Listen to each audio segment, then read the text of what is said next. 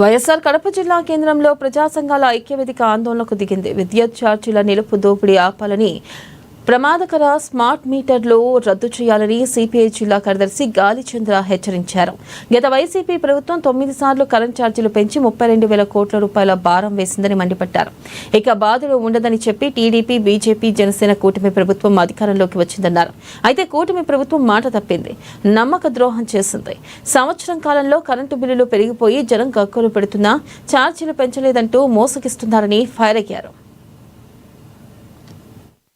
విద్యుత్ ఛార్జీలను రద్దు చేయాలి, అదాని మీటర్లను రద్దు చేయాలి, అదాని మీటర్లను రద్దు చేయాలి, అదాని మీటర్లను రద్దు చేయాలి, స్మార్ట్ మీటర్లను.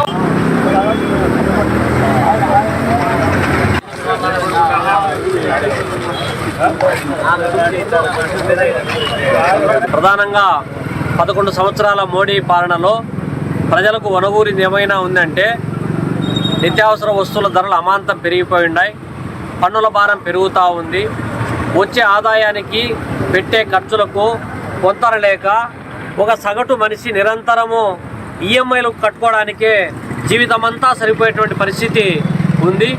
అందులో సంపద సృష్టిలో భాగస్వామ్యం అయ్యేటువంటి శ్రామిక వర్గం నిలువునా దోపిడీకి గురవుతున్నటువంటి నేపథ్యంలో కంట్రోల్ చేస్తామని చెప్పారు. కానీ కూటమి ప్రభుత్వం అధికారంలోకి వచ్చి ఏడాది అయింది. గత ప్రభుత్వం 9 సార్లు 32,000 కోట్ల అదనపు ఛార్జీలు ప్రజలపైన మోపితే ఈ ప్రభుత్వం ఏడాది కాలంలోనే దాదాపు